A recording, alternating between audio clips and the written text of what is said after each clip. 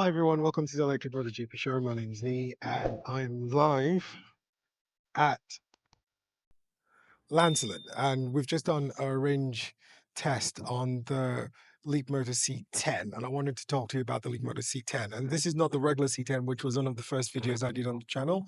This is the Leapmotor C10, which is the EREV, the EV extended range extender, which has got a 1.5 liter petrol engine that's mated to the system to try and increase the range of it. Now, what do I like about this car? Lots. It's a big size car, and I'll show you a couple of things as I go around the car in a moment to make you understand what it is I'm talking about. This weather behind me really belies what we've had to do to get here. It's been raining cats and dogs. Visibility has been poor, which is also impacted on the ability of the car to show us the best efficiency of the car. But it's also been able to let me know how good the suspension system from Maserati is, how well the car has been tuned to make it comfortable, how much of an effort has been done to make this car really, really good to look at and to drive. And more importantly, it's also made me understand that there's a lot that's gone into this car in the background to make it comfortable. So I love doing the Perth to Lancelin road because A, it's a rural road. It gives you an idea if you're driving, if you're going on a hike, if you're going on the rural roads, how comfortable the car is. The roads are bumpy, and you're one of the biggest panics you're going to have if you're driving an EV is that you're going to be able to get somewhere to charge. I also love Lancelin because it's got a few EV charging points that have been built by the government and Tesla points available, which also means that if you're driving an EV, you can come in and get it charged as well. But more importantly, that view behind me, it just means like it makes it look like you've come to the end of the world. I've got direct access to the ocean. There's a lovely beach in there. You get that nice environment, even though the weather is very cold and it's really windy at the moment. But the sun's out. I'm able to pop out and do this video, and I wanted to get a few things into place for you. So bear with me. I'm going to take you on a quick trip around the car so that you can have a look and see what's going on. Now, I got the car thanks very much to Babagallos, who are the Leapmotor distributors in WA. And they've put all the things that you need to know about the car in there. So NEDC range is 1,150. Driver weight for the base model is 45,900. It is Maserati tuned suspension. You've got your Dunlop eSport tires on the car, which are, honestly can't find it, but they're pretty good tires. The grip on the car was pretty good as I was going around the car. The design of the car itself, while it looks a little bit generic, I personally do like it. Basically, what you're getting is a conventional SUV style car for a price that is not premium. And for me, that says a lot. Coming into the car, you then find, coming to the back, I think this is probably the best part of the car itself. You've got your LED lights all the way around. You've got the boot button just there. Decent sized boot, over 430 liters of boot space. You've got your speakers in there, more room, coat hangles, everything to just make it easier for you. So you can put your groceries on there. You've got an LED light in the back there as well. And on the upper spec, the one that this one is, you've got an electronic tailgate. And it's very easy for you to not fully understand how big of a car this car is. So the specs of the car, pretty impressive when you think about it. You've got a max torque of 320, 160 kilowatt rear electric permanent synchronous motor. 0 to 107.6, 7.7 seconds, 4.74 meters long, 1.9 meters wide, 1.68 meters tall. Curb weight is 1.925 to 1.95. Boot space, like I said, is over 430. When you drop the back rows, you get 1,400. DC fast charging, 60 kilowatts. 14.6 infotainment system and 10.25 driver instrument cluster. 5-star NCAP rating, and it's also got vehicle to load, even though it's only 3.3 kilowatt AC. So this is a fantastic car by all means, and it did make my list, but not this version. The version that made my list was the um, BEV version of it. But we now have the range extender version, which I think for those of you who've got range anxiety, this car is the one to go for. So I'm going to go back in and then we're going to do the second half of this range test and I will give you my final thoughts at the end. Right, so coming into the interior of the car, you find soft touches everywhere. Now it is PU leather, not real leather, but however you can find that it's really done properly. There's scratchy bits at the bottom, but even they're not too scratchy. The metallic highlights on the door handles really look well. This is the bane of everyone's irritation at the moment. The driver monitoring camera system that monitors what you do in the car. There are supposed to be updates into the C10's software coming in September, I've been told. However, it still gives you a little bit of bings and bongs. For one, I'm not over the top annoyed with it. I am going to do a range test now. We were supposed to be going to Magra River, but unfortunately some things have come up, so we're not going to do that. Instead, we're going to do the usual range test. We're going to drive the car all the way up to Lancelin. Lancelin is about 250 kilometers away from Perth, so which means it's going to be 250 kilometers there, 250 kilometers back, which is about 500, which I want to see if we can do that on a full tank and be back with a half tank, which then means that the range that has been estimated is about correct. But coming back to the interior of the car, you've got a 10.25 driver instrument cluster here, which is not the most changeable. However, it's fully functional. It's got augmented reality. When you're driving, you do see a lot of things that's going on in and around you. To be honest with you, I rate this significantly higher than a lot of other cars, especially again when you've got to consider the price point. And to put it into more context for you, you've got the Tesla Model Y, the Tesla Model 3 that don't have an instrument cluster, don't have a heads-up display. So you're then wondering what the point is. This would have been a very simple thing for Tesla to do, which they obviously have not done.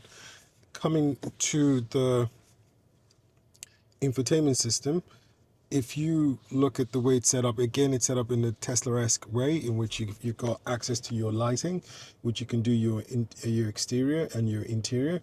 The mood lighting in this car is absolutely phenomenal. I wish I'd done one in the nighttime just for you to see how good it is, and I'll try and do one as part of the video just so you can see how well the mood lighting in the car does. So you've got second row left, second row right. You can adjust it as you want. You can switch it off as you want. You've got auto reading lights, you've got ambient lights which are on auto. Doors and windows, you can pop open the doors if you want just by doing that, and it will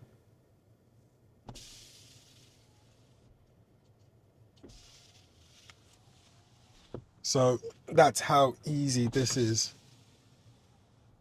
So you pull that back up and from the screen you can control that, which is very easy to do. You can do the front screen as well. You can stop it where you want, and you can do all the way to the top. So really, really good system in there. Multiple things that you can do. You can do your mirrors if you want. You can do your steering. And the car is pretty responsive. So it's very easy for you to underestimate how much value for money that you're getting in this car. And I will tell you towards a later point the 5 things I really like about the car and the 5 things I really don't like about the car. Charging wise, the car's got 4 systems in which you can use, and those 4 systems make significant amount of sense, and I'll explain it to you. The car's got I think it's a 20 or 29 kilowatt hour battery in there, and you are then able to get 145 kilowatts WLTP full electric range, which means you can do 2 to 3 days of your normal commute before you need to recharge. But the option for your driving modes, which I'll get to in a moment, also means that you might never really need to plug in the car at all. And you can schedule your driving options if you want, so that the car is able to set up its charging when it's supposed to do so. Now, I find the sports setting to be the best one for me in terms of driving, but you've got comfort and custom. Comfort is a little bit soft, but still pretty good. So your driving modes, you've got EV Plus, you've got EV, you've got fuel, which you just switch to, and power is I think it's the best of both worlds, which means the engine's usually on, and it's all it's on is making sure that the battery is fully charged throughout. So the more you're driving, the more fully charged your battery is going to be, and the more you're going to feel comfortable enough that you don't need to recharge or do anything else. ADAS systems. This is the one that does everyone's head in. So you've got your driver assistance, which includes your lane centering, which is a little bit off kilter in the settings, and I think the software update will probably fix that. You've got your intelligent speed assistant, your speed limit alarm. That's the one that drives everyone crazy. The overspeed warning also drives you crazy. The overspeed alarm is even worse. And speed limit control. Active safety, you've got your forward collision, your automatic emergency braking, which can sometimes give you phantom braking, your lane departure warning, and your lane keeping assist. And then you've also got your warning sound, your emergency lane keep assist, and your blind spot detection, and your image assist. So you can do your vehicle startup assist or your hill assist. Sound media wise, it's pretty good. It's not over the top, but it's pretty decent. You've got your assistant, which we haven't activated. It's got a wake up voice that you can say. So if you say hi Leap Motor, hi Leap Motor,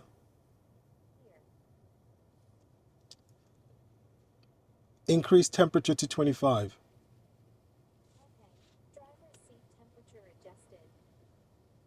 So as you can see, almost instantaneously, the car responds.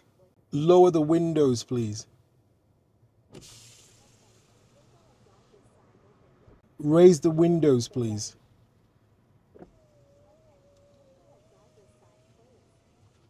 So that just tells you how good the system is. So it's not bad at all. Can be a bit annoying because it can intrude on what you're doing, but it's not a bad system. And your display mode, you've got it in either light or dark mode, and you can switch it to automatic. So it will, if it gets too bright, it will switch to dark mode. If it gets too dark, it will switch to light mode, which is pretty good. You've got your system, which you can start with a password, which means someone can, even if they get your key, if you don't have a password, they will not be able to do that. And it's pretty awesome. The PU that they've used in the car is pretty soft. You've got soft leather everywhere.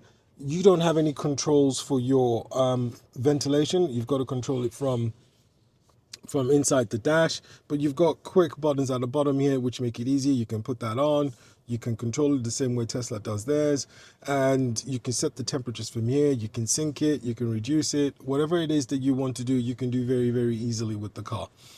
I find that the user interface is pretty spot on and pretty easy to use.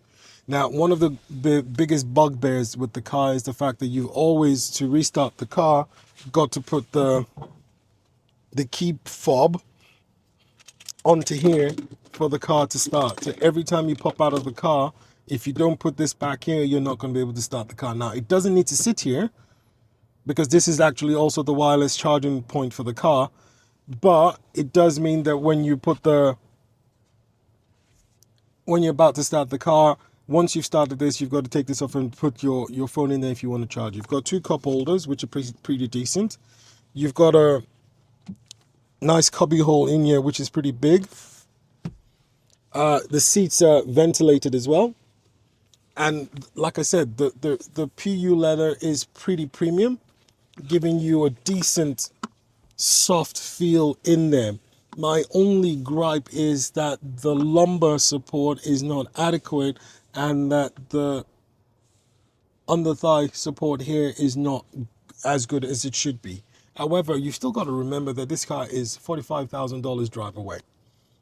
Looking into the back of the car, lots and lots of legroom, which I will jump into in a moment to show you.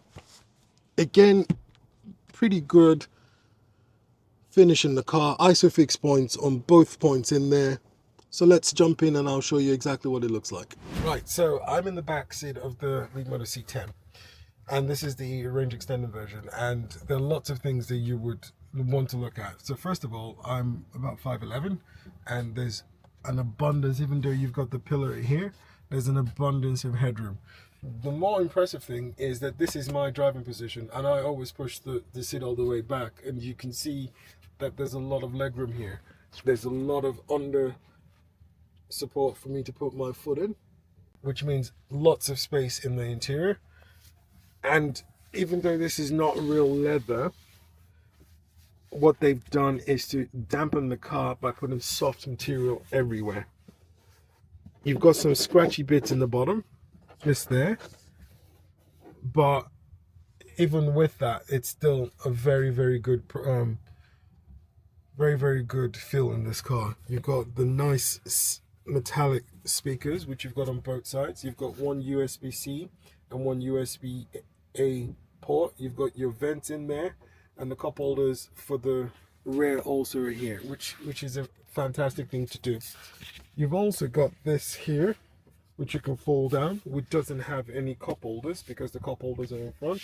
And again, this is nice and soft and very, very comfortable. The panoramic roof is one of the biggest you'll find, all the way to the front, and it lets lots of light in. And also it's been treated so it doesn't feel too hot when the weather does get hot.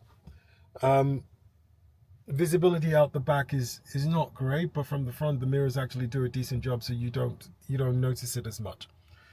The ambient lighting, you can see even in the daytime, is pretty good.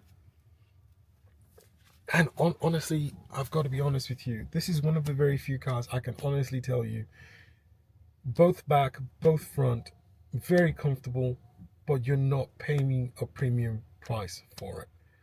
And getting in and out of the car, this is one of the reasons why I did say in my video for cars you can select for the older cohort of customers, this is a good one. It's easy for you to slide in and out of the car without having to bend or get your back, your legs, your knees hurt. You don't have to climb to get into it. It's pretty comfortable to get into. It's a very, very good proposition for you to think about,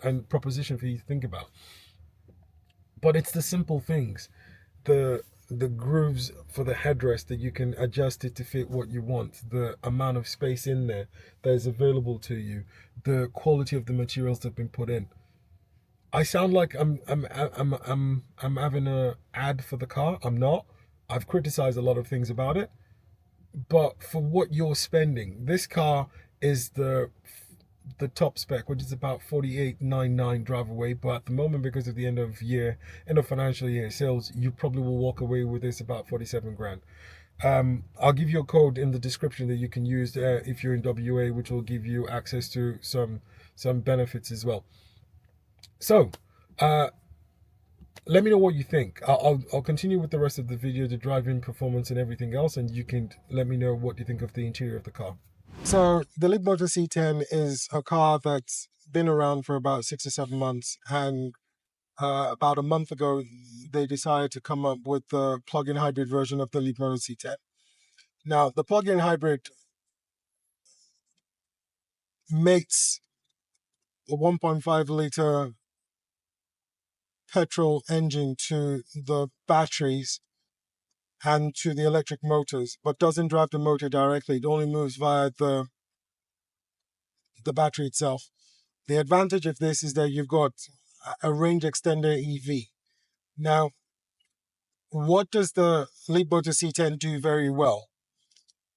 The suspension. I've taken this car deliberately on a bumpy road. This is a rural road in Western Australia going from Perth to Lancelin.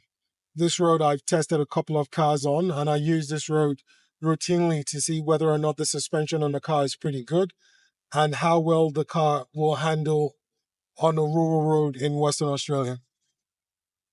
And this gives you a good idea of what to expect from your car, whether or not the car is going to be comfortable, how the car handles, and whether or not you feel comfortable having your family in the car. The last car I did on this particular trip was the MG4, which handled very well, but the suspension wasn't great. This car has found a balance between the suspension and the handling. Now, for those of you who might not be aware, this car was tuned by Maserati. Now, Maserati is known for having very good performance cars and very good suspension and very good handling. And what I found is that this car has little or no body roll at high speeds.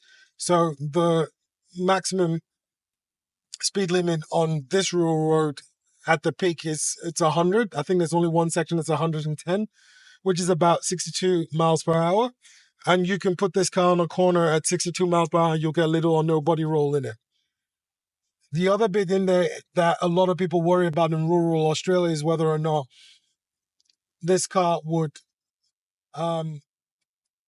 be able to function on a day-to-day basis without any issues. And you start to worry in terms of range. If I've got a 60 kilowatt hour battery, how much range can I get? So, for example, when I did the MG4 on this particular road, on the motorway, we were getting between 22 and 24 kilowatt hour per 100 km, which meant the range on the MG4 X Power was about 250, 270 instead of the claimed 400. Whereas with this, being a range extender, the combined output of the car is supposed to be 1,000 kilometers, 1,080 max. And when we set out on the journey, we were 1,087. We've done roughly about 40 or 50 odd Ks, and we've still got 1,000 kilometers left. Now, there are different options that you can set up, which I've explained earlier on in the video, which is your EV Plus, your EV, your fuel, and your Power Plus. And we're currently driving in Power Plus. And Power Plus does something very, very unique in itself. What it does is that it keeps the battery almost fully charged. And we've set this one up to maintain the battery at 90%. So the total capacity of this car is about 130, 140k kilometers on the electric motors. And right now, despite the fact that we've done over 50k so far, I've still got about 114, 115 kilometers of electric only range available to me if I wanted to do it. I'm trying not to do it specifically because I want to be able to have enough power in the car to be able to do everything I want to do in the car. And I've found it to be very useful. I think the best part of this journey I'm doing at the moment is I know this road. I know this road is really uncomfortable. I know this road is bumpy. And we're in the car right now, and it's not as bumpy as I would have been in other cars. It's definitely not as bumpy as it was in the MG4. Road noise. Could this car be better insulated from noise? Yes. But it's still pretty decent. And at the end of the day, you've got to put it into context. How much are you paying for this car? Right now in WA and in Australia, this car is going, base model is about $45,000 drive away. To put that into context, that's roughly about 30,000 USD drive away, which means you probably could get this car in the US if this was available to you for about $28,000. Now, I don't know if Stellantis is going to bring this in, and I don't know what the tariff implication is going to be on bringing this car into the US. But all of a sudden, you got a car that is, it's not overpowered. In fact, in my opinion, I think it's slightly underpowered. It's only got 160 kilowatt hour, 160 kilowatt electric motor on the rear, and it's got 125, 140 kilowatt electric petrol engine in the front. So it is slightly underpowered, in my honest opinion, especially since the electric motor doesn't actually contribute to the power in the car. But it is comfortable. I've got my whole family in the car, and everyone is almost asleep, bar two people, and we're just having a good time doing this drive. I wanted, my hope was to actually do a 4-hour drive each way to either Margaret River or Jurien Bay so that we could go look at the ocean, but the weather is atrocious at the moment. It's been pouring down all day, which meant that the idea of doing 4.5 hours in the rain each way, making a 9-hour journey, was not particularly appealing to me. This is exactly what I was telling you. I've just gone into a very sharp corner at 62 miles per hour, 100 km, no body roll. No one in the car was aware of the fact that we went into a sharp corner at all. I think the only thing that we've got to worry about the car to a certain extent is all the binging and bonging that goes on in the car. Other than that, the car itself is actually lovely to drive. The lane centering could do with a little bit more adjusting, but it's not crazy. It's not tugging at your hands. It's not struggling too badly. And I wouldn't trust the rain sensing and the amount of rain that's coming down at the moment. So we've still got about 30 kilometers to get to our destination. We're likely to get there at roughly about 950 kilometers of range left. So from a fuel efficient perspective, the car is not doing too badly. I think you're going to get about 6 liters to the 100-kilometer range from this, but I'll double check once we get to Lancelin, and we can then confirm exactly what the actual efficiency looks like.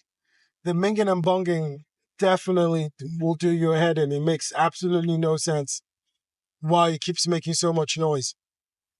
The annoying thing about the binging and bonging is that because you've got the lane centering on, it pulls, and when it gets to the line, it then bongs, which then makes your life.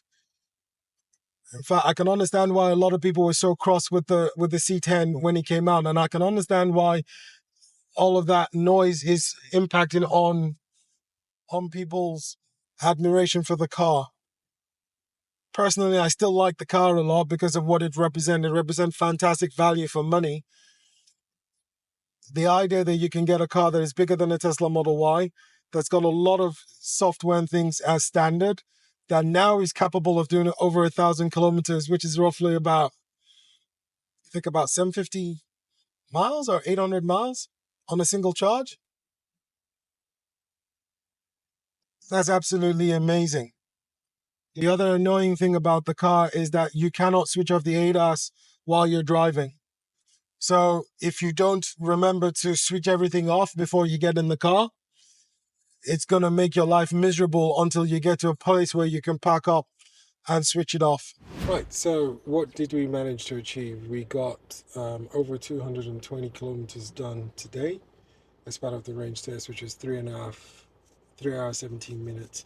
The average fuel consumption was 6.6 liters per 100 kilometers. We started off with 1,087 on the total range, estimated range, with 124 kilometers on the electric and 950 on the fuel gauge. And at the end of the day, after 220 kilometers, 3 hours 17 minutes of driving, we've got 787 kilometers left, 90 kilometers of pure electric range left, and 697 kilometers of fuel range left. So this gives us definitely over 1,000 kilometers of range on the combined cycle of the car. The other bit I wanted to show you was the ambient lighting in the car. It's very, very easy for me to tell you that it's got ambient lighting and how nice the ambient lighting is, but if you're not seeing it for yourself, it's difficult for you to have a good understanding of what I'm talking about. You can also see in the back there that the child seat is easy and comfortable. The children have been in the car all day. They found being in the car very easy. They've also found it that when we were driving, there was an ample amount of legroom. They found it very comfortable. There was no difficulties in moving in and about of the car. We were able to get a lot of stuff in the car for the trip. We went to the beach at Lancelin, we went to the sand dunes, and from there we went to the cinema when we got back. And we were able to do all of this very comfortably without any problems. And this just lets you know how good of a car, how much of a family car the C10 is. And when you consider how much you're spending, it even makes it a better bargain than you realize.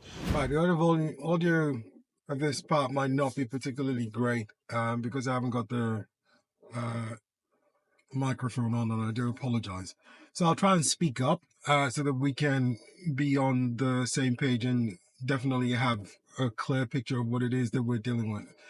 So the Leapmotor C10, the REEV, which is the range extending EV, I've had it for about 3 days now, and there are lots of things to love about it, and there are lots of things that you think that could be potentially better.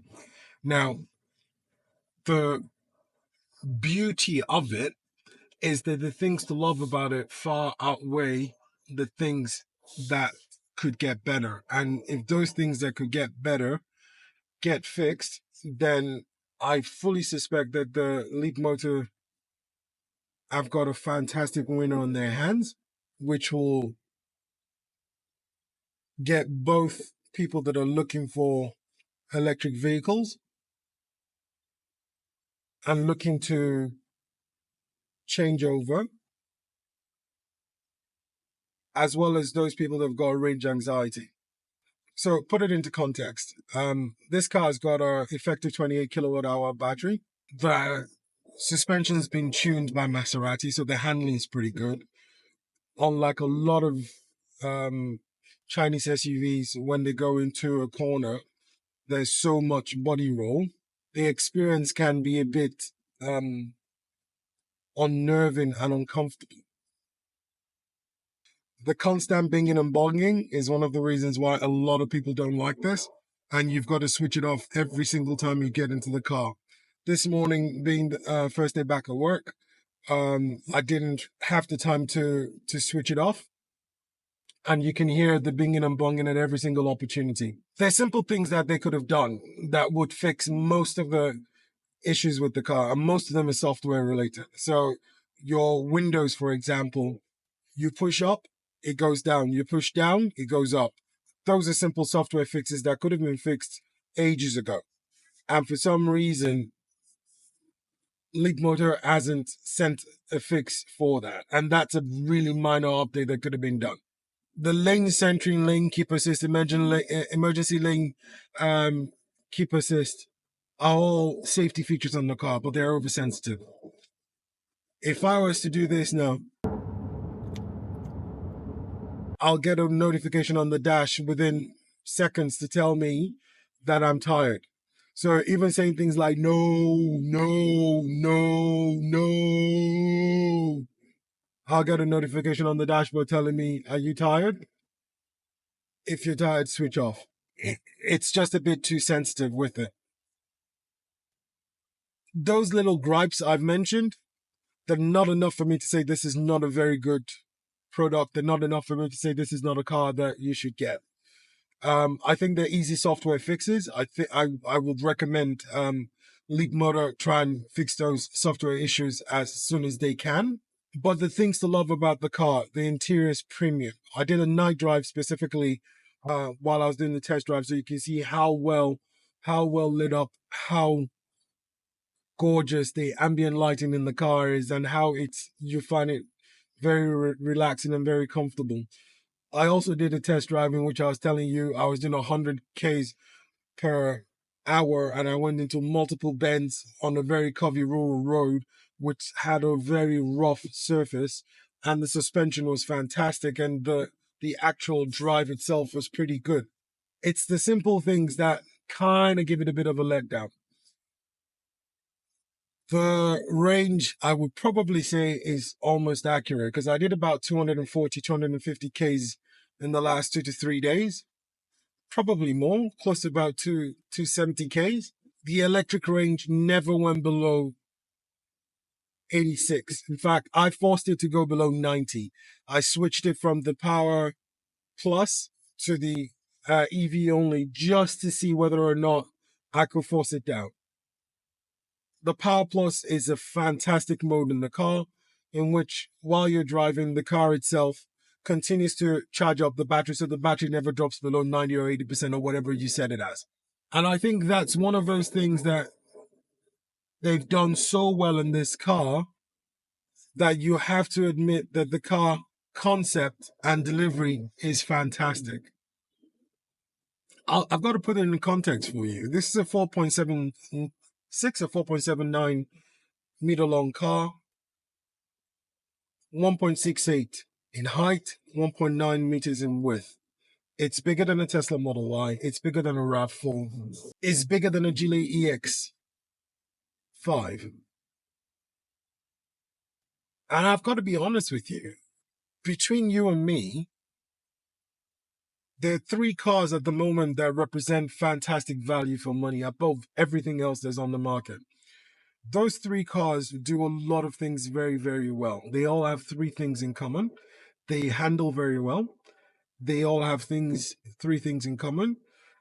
The value for money is ridiculously good. They all have three things in common. They are well thought out. They are the MG EV, S5 EV, the Geely EX5, and the Leapmotor C10. Both the C10 BEV and the REEV are both good values for money. And it kind of gets you thinking about what all the other car manufacturers are thinking and doing, and wondering how difficult it is to get a good value proposition when you've got all the tools available to you. I'll give you an example. The Sealion 6 is a fantastic offer. It's a decent car, does a lot of things, but it costs probably about $5,000 to $10,000 more than this, or thereabouts. It costs about $5,000 to $10,000 depending on which trim you go to on the Geely EX5, and it costs about $4,000 to $5,000 more than the MG S5 EV. So I'm well impressed with the car, is all I'm trying to tell you. I'm well impressed with the delivery. I'm well impressed with the execution.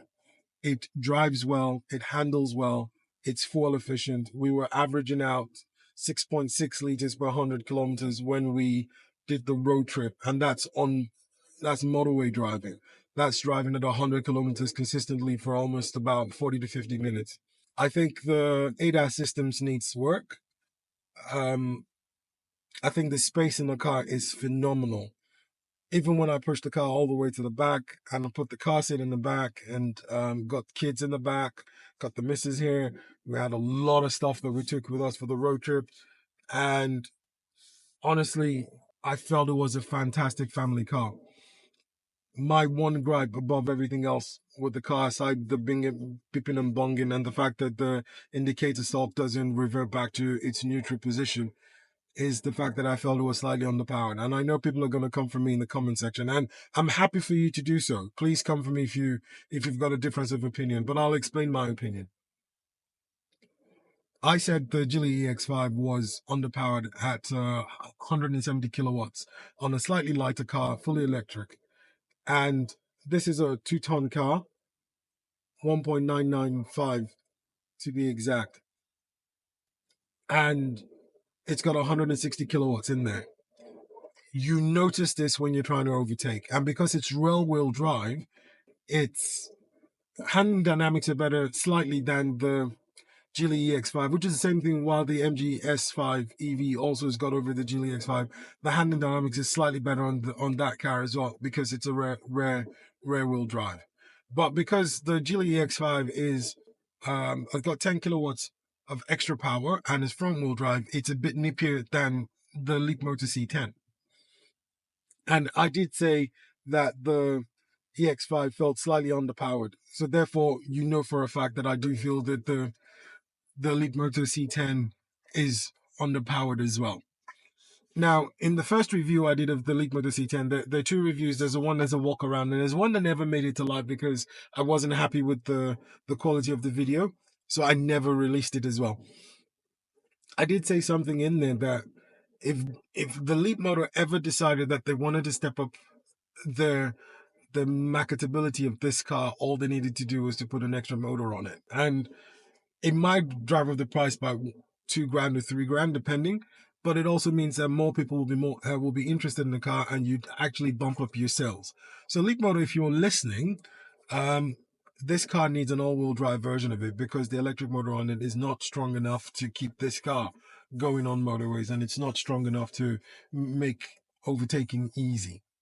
And if you did that, you'd solve most of the problems of the car in one go, to the point in which people will find it easy to relate to the car and to want to be in the car. So let me know your thoughts. If you disagree with me, let me know. If you think there are other things that could be done better, let me know. And I will see you on the next one.